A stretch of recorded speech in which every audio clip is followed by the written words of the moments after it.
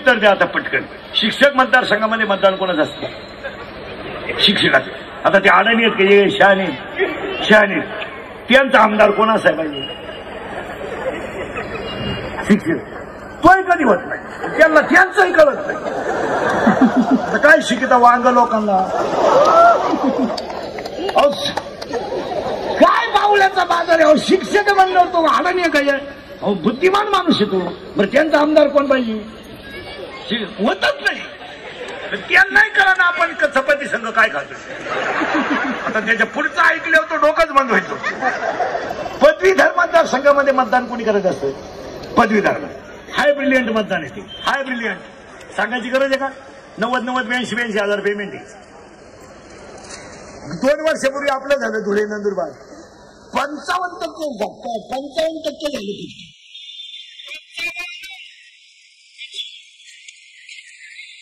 45% मतदान करते नाही. काय 10वीला इतिहास नागरिक शास्त्र वांग शिकेल तो. यांना स्ट्रिक केलं पाहिजे महाराज. यांची यादी काढली पाहिजे मतदान न करणाऱ्याची. यांना 2-3 महिने सस्पेंड केलं पाहिजे. हे घरी ठेवले पाहिजे. यांना लोकशाहीची किंमत कळली पाहिजे. त्या दिवशी कोण नाव येत आणि कोणी मतदान केलं हे कळत आहे. त्याची स्लिप काढा. हे नव्हतं का त्या दिवशी? 2-3 महिने सस्पेंड करा. पॉईंट भरू द्या दुसऱ्याला 2-3 महिने. याला कळू द्या ना इतिहास घटना काय असते कळू द्या. आता त्याच्या पुढचं ऐकल्यावर डोकंच बंद होईल तुमचं. त्याच्यात 9,000 बाद आहे. कोणची? मग द्वात्रे गडी बारा नाही का? 1000 घेतो पण फिट ठोकीतो.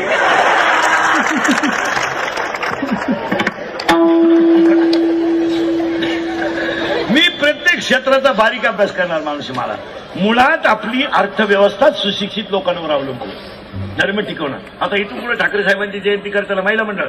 आता तुम्ही सगळ्या क्षेत्रात पुढे आहेत. तुम्हाला काही कमी म्हणण्याचं काही कारण नाही. आता देवी तर फक्त वाघाव भरत होती. तू विमानात बसती. वाघ कुणीकडे गेला तपास. वाघ तर काय डोक्याला फोडून गेला. वाघ होता तपास. महिला मंडळ निघायचा.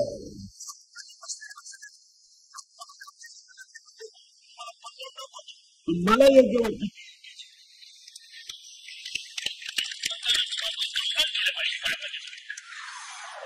गावातले सरपंचाचे जबाबदार आहे. ती काय करते गावात? झालं काल 26 जानेवारीला भाषण आणून मोकळं झालं. पोरं कटाळ असतं भाषण कर. आणि 26 जानेवारीला 15 ऑगस्टला भाषण करणार. ध्यानात ठेवा. तुम्ही अगोदर गोळ्या वाटा नंतर भाषण करा. मग कळेल तुम्हाला भाषण काय. पोरं गोळ्यांमुळे गुंतले नाही तर पोरं सापडला.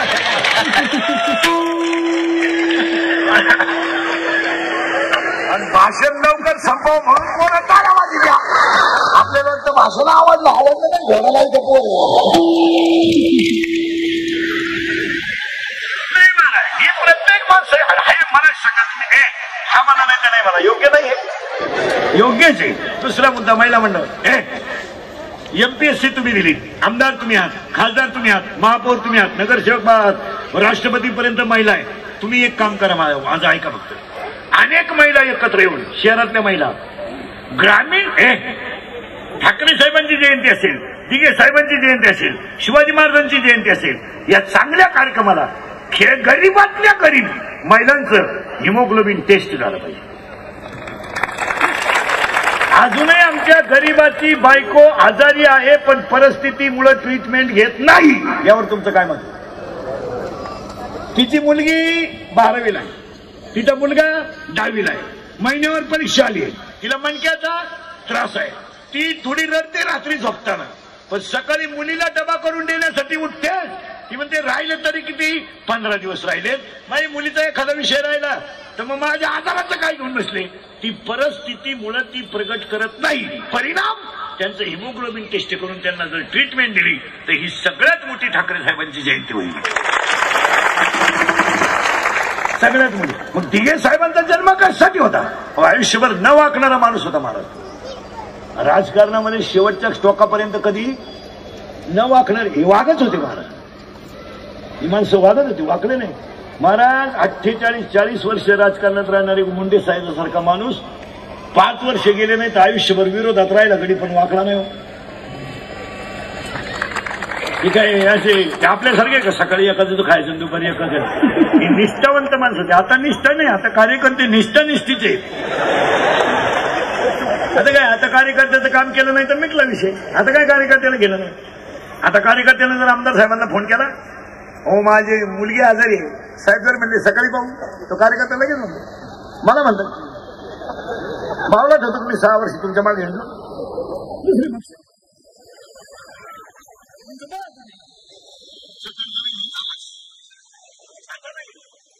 हिमोग्लोबिन काळाची गरज आहे. काय महाराज आपण किती पुढे जरी गेलो ना तर गरिबीने आणि गरिबीनं खचलेली माणसं फक्त भगवंताच्या विश्वासावर जिवंत आहेत. बिचारे प्रगत करत नाही. मुलगी आजारी आहे, नाही जमत. अजून एक काम महिलांनी केलं पाहिजे. दुसरं काम हीच खरेदी की साहेबांची जयंती होईल. तुम्हाला पटणार नाही तर तुम्ही घरी गेल्यावर थोडं निवांत चिंतन करा. आजही झोपडीमधून 12वीला पहिली येणारी मुलगी नाहीये. अजून 6 किलोमीटरवर शाळेला 10वीला येऊन 80% मार्गाने मुलगी नाहीये. नाही आहेत ना. आमच्या खेड्यातल्या मुलीला एखादा विद्वान डॉक्टर नर्सिंग बोलवून आमच्या मुलींना आरोग्याचं शिक्षण व्याख्यान देण्याची गरज आहे.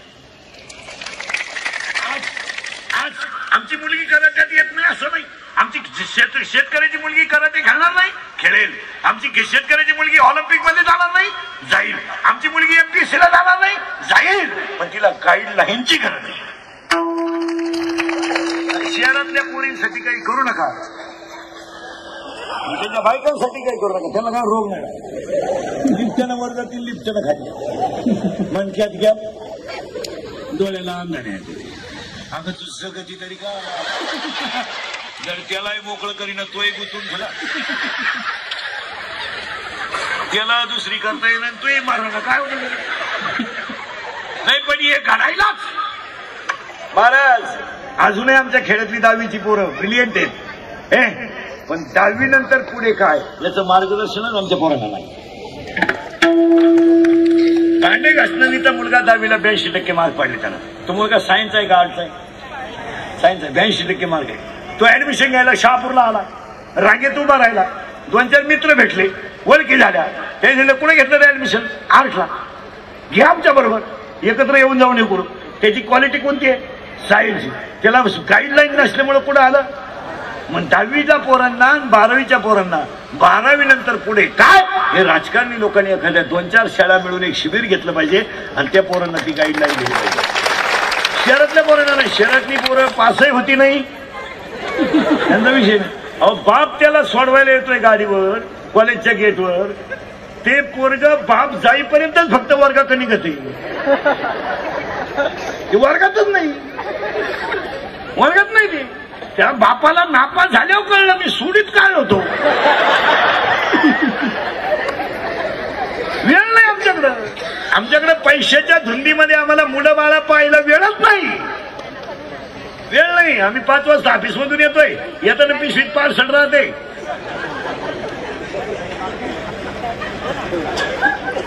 जेवायला बसलं म्हणजे आमच्या बायकोला लगेच म्हणायचं पाणी टाका, पाणी टाका, अजून टाका पाणी, हिडवणी करू नका, पाणी कमी करू नका, पाणी टाका, पाणी टाका. पाणी कमी पडलं तर तुम्ही अखेरात मला पप्याला त्रास द्याल. टाका पाणी, पाणी टाका. ही आमच्या घरांची परिस्थिती झाली. आणि त्याच्यामुळे ही काळाची गरज आहे की नाही सांग. इंदुरीकडचं कीर्तन महाराज म्हणून कधी ऐकायचं नाही. महाराज उलथुल्या मरून, महाराज कीर्तन समजलं का मरण. फक्त माझं कीर्तन वयस्कर माणसाने तुमचा मुलगा म्हणून आणि बरोबर. आता ते 100 यष्ट्र आल्यामुळे ते बोलत हरिपाठ नाही, चांगल्याच बसायचं नाही. गोवा 90 डोळे लाल ते लागलं मुलीच्या नादी. पोरगी भंगार, तिच्या पायी 4 पोरांनी रेल्वेतून उड्या टाकेल. हे 500 बी लागलं तिला. पण तिला काय घे नाही, मोबाईलचा बॅलन्स ऐकायचा नाही, गाडीला पेट्रोल टाकायचं नाही, हॉटेलचं बिल द्यायचं नाही, फक्त तोंड बांधून मागं बसायचं एवढं. ओळखू येऊ नये म्हणून पॅन्ट शर्ट घालायचा. 10 मिनिटं पोलीस साच फटीत होता. ड्रायव्हर मागचा आहे का पुढचा आहे.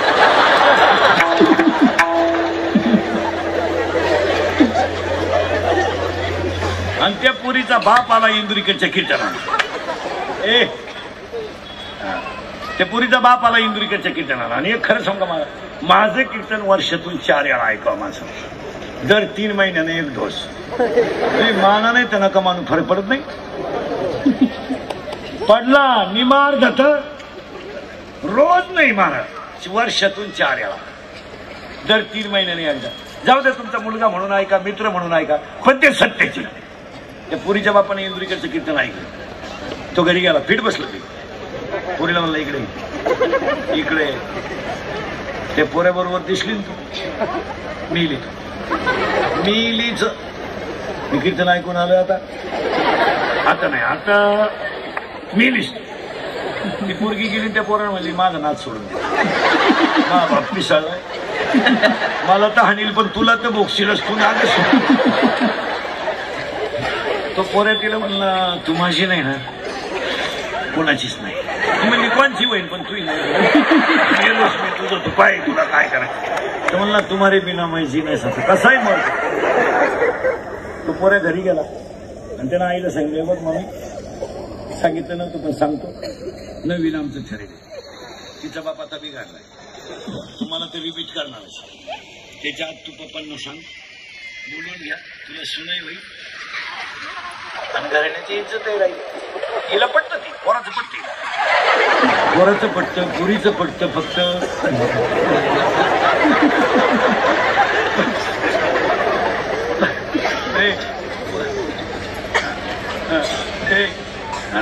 पोराचं पटतं, पुरीचं पटतं, फक्त कोणचं पटत नाही. बरं झालं तुम्हीच म्हणल्या. तिने लगेच नवऱ्याला जाऊन सांगितले, बा घराण्याची इज्जत जाईल, सावध व्हा. त्यानं इंदुरीकरचं कीर्तन ऐकलं, तो गडी ना गाठा. त्यानं फक्त तिच्याकडे पाहिलं ना, सफाई मागं केली, 5-6 बायकोचा ठेवून दिल्याने बाग 5 बोटं गाला उठली. ती म्हणली याला झालंच काय, 40 वर्षात यांना हंडलं नव्हतं, हा पिसाळला कसा. पोऱ्यानं ओळखला, आपला बाप रिपीट केला, म्हणलं आपला कार्यक्रम झाला. तो मित्रांकडे गेला, मित्रांना म्हणला टेन्शन. मित्र म्हणले रिलॅक्स.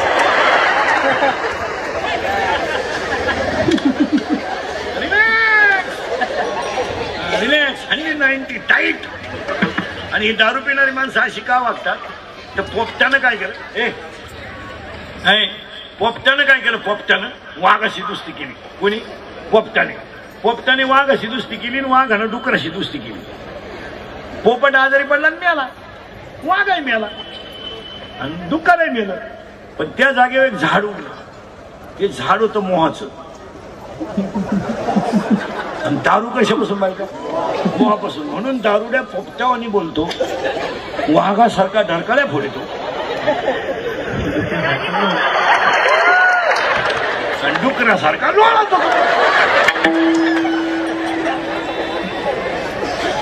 पण त्या पोरानं काय केलं महाराज, औषध घेतलं पण प्याला नाही,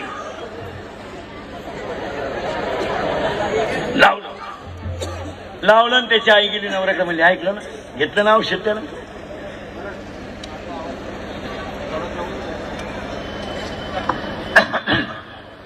विठाला विठाला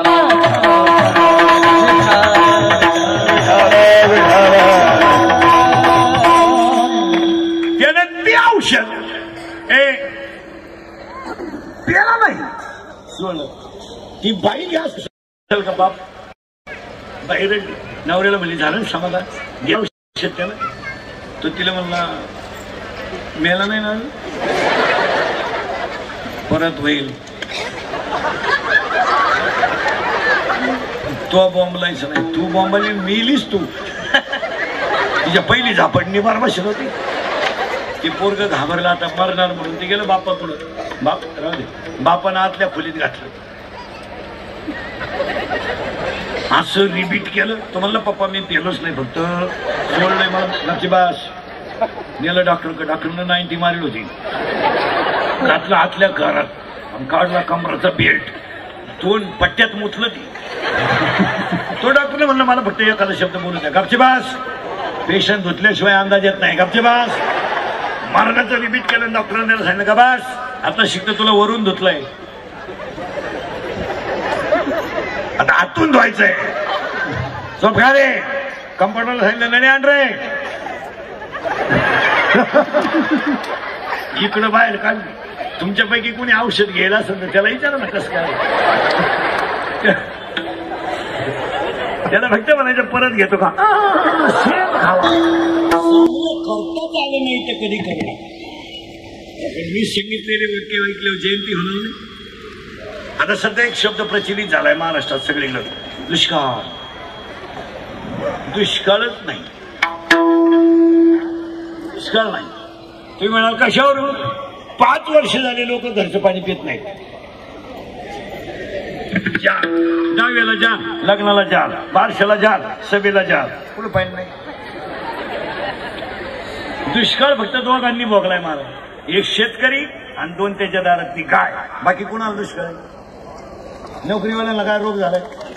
आम्हाला काय रोग झालाय? लग्न टोले जंग चालले. अहो खेड्यातले लोक सुद्धा आता 15 किलोमीटर वरून साखरपुडा शहापूरला आणते. ती साखरपुडा सुद्धा वट्ट्यावर करीन लोक. ऊत आला पैशाला, उतटून गेली लोक. पैशाला लोक नव्हते फक्त दिसत अशी. नाही तर इथून 15 किलोमीटर गाव आहे. साखरपुडा हा लिमिटेड कार्यक्रम आहे. तो वट्ट्यावर व्हायचा नाही. ते शहापूरला येऊन लॉन्च घेते आणि साखरपुडा 20 किलोमीटर इथं घेऊन येते. इथं सगळं फुकट. म्हणजे फक्त पैसे द्यायचे. आचारी पाहायचा नाही, बँड पाहायचा नाही, वाढणारे पाहिजे नाही, उभ्यानं जेवण. माझटून गेले लोक कायचा दुष्काळ आला. 1.5 किलोमीटर संध्याकाळी लाइटिंग. 71,000चा डीजे लागणारा. नवरदेव बायला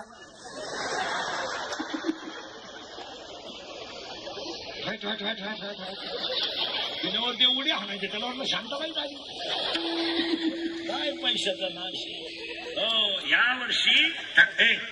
यावर्षी ठाकरे साहेबांची जयंती आणि आनंदराव दिघे साहेबांची जयंती तुमचे शिवसेना उपप्रमुख, शहर प्रमुख शहापुरांनी केली ना.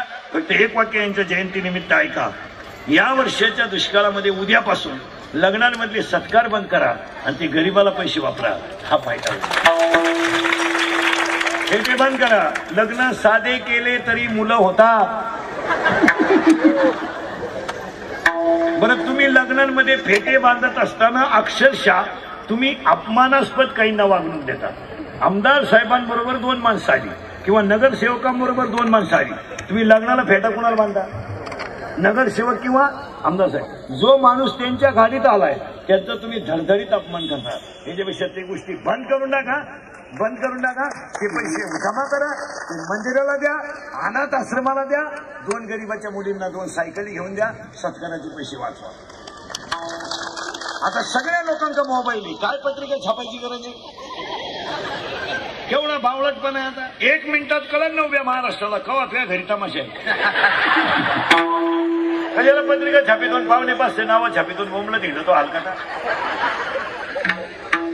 पत्रिका बंद करे ना. काय गरज काय? कळलं नाही का सगळ्यांना? बंद. वाचले का नाही पैसे? फेटेचे पैसे फेटे बंद, वाचले पैसे. जेवण साधे घाला पण संस्कृतीला धरून घाला. उभ्यानं जेवण. हे वरण नाला टाकली हातात घेत.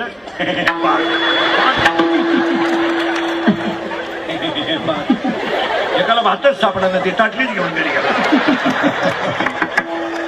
एकाला भात सापडलं तर वरण सापडा. तेवढ्यात एकानं धक्का लावला, तो भातही सांगला. तुम्हाला उडत गेलं ना. अहो आम्ही लहान होतो महाराज. खेड्यावर लग्न व्हायची आपल्याला वाटेवर. तेव्हा लाईटा नसायच्या महाराज. पातेल्यात राखेल आणि वाढणारे असे नंगाट राहायचे. एवढा भात. तो परत म्हणायचे येऊ नको. महाराज शिरात राहायचा जेवायला पण मांडी घालून टोटल माणसांना जेवायला. गावात कुणाच्या घरात चूल बंद. खरं प्रेम होतं. आता कुटीचं लग्न एवढे गुलाबजाम. म्हाताऱ्यानं तोंडात फेकला, त्याच्या नागपुरीत घुसला गुलाबजाम. काय आणि अक्षरशः तुम्हाला वाटेल महाराज. त्याच्यामुळं पूर्वी लोक लग्नाला आलेला प्रत्येक माणूस जेवायचा. आज लग्नाला 1000 लोक असले तर 250 लोक जेवतात. निम्म्यापेक्षा जास्त लोक गाडीला किक मारून त्यांना पटत नाही. तुम्ही अक्षरशः पैशाचा नाश करता. कशातही पैसे घालायचे. आता लग्नात एक फाजील पद्धत आणली. हळदीला टाक साखरात.